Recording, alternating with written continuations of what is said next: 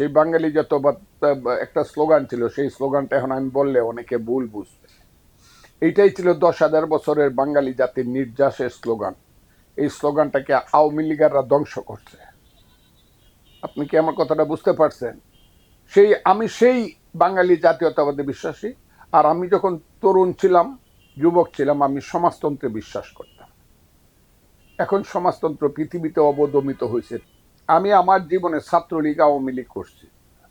আমি রেডিক্যাল বাঙালি জাতীয়তাবাদ, radical, not conservative বাঙালি বা রিয়েকশনারি বাঙালি জাতীয়তা। আমি রেডিক্যাল বাঙালি জাতীয়তাবাদ, যে জাতীয়তাবাদ আমাকে সমৃদ্ধ করবে এবং আমার জাতীয়তাবাদ বিশ্বের জাতীয়তাবাদকে যে বাধা দিবে না, তার সাথে মিল হয়ে চলবে। আমি সেই রেডিক্যাল বাঙালি জাতীয়তাবাদে বিশ্বাসী লোক। আমি সেই জাতীয়তাবাদে বিশ্বাসী লোক যে জাতীয়তাবাদ মানুষকে মানুষ হইতে শেখায়, ধর্মের ভিত্তিতে মানুষ নয়, সাম্প্রদায়িকতার ভিত্তিতে মানুষ নয়। যে জাতীয়তাবাদ মানুষকে মানুষের মতো মানুষ হইতে শেখায়, যে জাতীয়তাবাদ বাঙালি জাতিকে শেরে বাংলা একে ফজলুল হক বানায়, বাঙালি জাতিকে সুভাষ বোস বানায়, শরৎ বোস বানায়, ক্ষুদিরাম সূর্য সেন বানায়, যে বাঙালি জাতীয়তাবাদ সোহরাওয়ার্দী মৌলানা ভাসানী শেখ মুজিবুর রহমান বানায়, যে জাতীয়তাবাদ এই দেশে অপরাধের বিরুদ্ধে মুক্তিযুদ্ধ করতে শেখায়, যে জাতীয়তাবাদ এই দেশে উসমানী, জিয়াউর রহমান, খালেদ মুশাররফ, শফিউল্লাহ, সিয়ার Datta, Mir Shaukat Ali, colonel Taher, M K Bashar, 9 জন সেক্টর কমান্ডারের নাম আমি বলছি, কাজী নুরুজ্জামান, এম এ মঞ্জুর, জলিলদের মতো সাহসী সন্তান তৈরি করে যে বাঙালি জাতীয়তাবাদ, সেই বাঙালি জাতীয়তাবাদ একটা স্লোগান ছিল, সেই স্লোগানটা এখন আমি বললে অনেকে ভুল বুঝবে। এইটাই ছিল 10,000 বছরের বাঙালি জাতির নির্যাসের স্লোগান। এই স্লোগানটাকে আওয়ামী লীগাররা ধ্বংস করছে। আপনি কি আমার কথাটা বুঝতে পারছেন? আমি সেই বাঙালি জাতীয়তাবাদে বিশ্বাসী। আর আমি যখন তরুণ ছিলাম, যুবক ছিলাম, আমি সমাজতন্ত্রে বিশ্বাস করতাম। এখন সমাজতন্ত্র পৃথিবীতে অবদমিত হয়েছে। তারপর আমি মনে করি সীমিত সম্পদে সবাই মিলে আমরা ভাগ করিয়া ভোগ করিব। আমি এই থিসিসে বিশ্বাসী। আমি বড় লোক, আমার ঘরে 500 মণ চাউল আছে বা ধান আছে, আর ওই আমার বাড়ির পাশে একটা বাড়িতে একটা কুড়ে ঘরের 3টে শিশু না খায়া শুয়ে থাকবে রাত্রেবেলা পানি খায়া, আর ওই গুলশানের মহা অট্টালিকার পিছনে গুলশানের বস্তিতে সন্তান মাকে বলবে, মা ঘুম তো ধরে না, এ বেটি ঘুম তো ধরে না, পেটে তো ক্ষুধা, পানি খায় ঘুম ধরে না, একটু ভাত দে। আমি সেই সমাজটা চাই না, এই সমাজ আমি চাই না। আমি শোষণ মুক্ত সমাজ চাই। প্রত্যেক পেটের ভাত, পরনের কাপড়, হাতের বই থাকবে, শিক্ষা শেষে চাকরি থাকবে, রোগে সুখে চিকিৎসা থাকবে, এইটা আমি ঘরের উপরে ছাউনি থাকবে। এই 5টা জিনিস আমি নিশ্চিত চাই।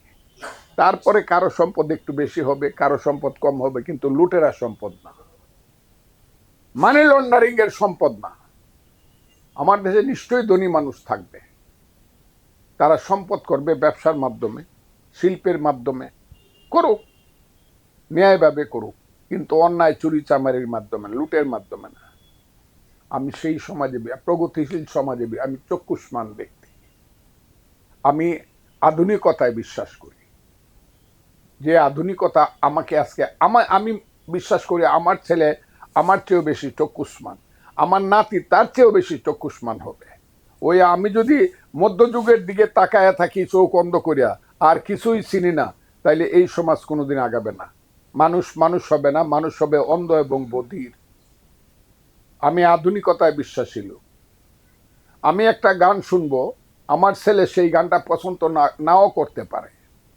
আমার ছেলে আধুনিক ছেলে, আমি গান শুনবো রবীন্দ্রনাথ ঠাকুরের, আমি নজরুলের গান শুনবো, তারা মনে করে এগুলো স্লোগান। আমি উত্তম সুচিত্রার সিনেমা দেখলেই শরীরটা একটা ঝাড়া মারে এই 78 বছর বয়সে। হ্যাঁ, আজ দুজনার দুটি পথ দুটি দিকে গেছে বেঁকে। হ্যাঁ, কিন্তু আমার ছেলে কই, বাবা এগুলো তো স্লোগান, এগুলা কি গান গায়? ঠিক আছে, আমি আমার ছেলেরও মানি, তার ছেলে আবার তাকে স্লো বলবে, এটা মানবো না? মানতে হবে। আমি সেই আধুনিকতায়, সেই প্রগতিতে বিশ্বাস করি, সময়ের সঙ্গে সঙ্গে বিশ্বাস করি। আমি এটাও বিশ্বাস করি আমার দিনের নবী হজরত মোহাম্মদ সাল্লাহ সাল্লাম যদি এখন বদরের যুদ্ধে যাইতো তাহলে লাঠি নিয়ে যাইতো না, উনি কামান বন্দুক নিয়ে যাইত। আমি এটাতে বিশ্বাস করি। এই মৌলানা সাবরা এক সময় কইতো এই মাইকে আজান দিলে নমাজ হইব না, আমার সামনে বলছে, আমি চ্যালেঞ্জ করলাম মৌলানা সাবরা তো এইগুলা কইতো এই মাইক বাজায় যে বিয়া করে এই বিয়া সহি হইব না, ছেলে হইব জারজ। এখন মৌলানা সাহেব বড় করে 50টা মাইক লাগায়, হাজার হিসাবে 100 মাইক লাগায় বক্তৃতা করে। চান্দে যেদিন গেছে সেদিন আমি মার খাইছি। আমি বিয়ে পরীক্ষা দিতেছি 20 জুলাই 1969 সন, বিয়ে পরীক্ষা দিতেছি। চান্দে গেছে নীল আর্মস্ট্রং। এই খবর হয়েছে রেডিওতে। আমরা কলেজ হোস্টেল থেকে বাইরে হয়েছি, হাজার শত শত ছাত্র, অভিনন্দন অভিনন্দন, বিজ্ঞানকে অভিনন্দন। আর 2 মাদ্রাসা আমার কিশোরগঞ্জের, একটা হলো আলিয়া মাদ্রাসা হৈবতনগর, আর একটা হলো জামিয়া ইমদাদিয়া কৌমি মাদ্রাসা পুরানতানা। 2 মৌলানা মিছিল বাইর করছে, যারা বিশ্বাস করে চান্দে গেছে এরা কাফের, এদেরকে সবাইকে খুন করতে হবে। এখন আবার থিওরি দেয় হয় এটা আল্লাহই কোরআনে লেখা দিছে, মানুষ সব জায়গাতে যাইতে পারবে। কাজে আমি ওইসব না, আমি বিজ্ঞানে বিশ্বাসী লোক, আবার আমার কোরআনে বিশ্বাসী লোক। কোরআনের বেসিক জিনিস আমার বিশ্বাসী লোক। আমার জীবনের নামাজ রোজা হজ জাকাতের পরেই আমার সবচেয়ে প্রিয় শব্দ হইল আমার জীবনের ধর্মীয়ভাবে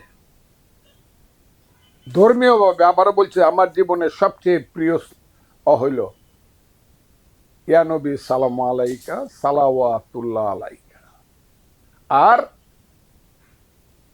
আমার জাগতিকভাবে আমার সবচেয়ে প্রিয় হইল আমার সোনার বাংলা, আমি তোমায় ভালোবাসি, চিরদিন তোমার আকাশ তোমার বাতাস আমার প্রাণে বাজায় বাজে। আমার ধর্মের সঙ্গে আমার গানের কোনো দ্বন্দ্ব নাই। এই সমাজটা আমি বিশ্বাস করি। আমি কাউকে মারতে চাই না, কেউ যাতে আমাকে না মারে। আমি কাউকে বকা দিতে চাই না, কেউ যাতে আমাকে বকা না দেয়। উনিও যুক্তি দিয়া কথা বলবে, আমাকে যুক্তি দিয়া আমার কথার খণ্ডন করবে, আমিও আরেকজনের কথা যুক্তি দিয়া খণ্ডন করব।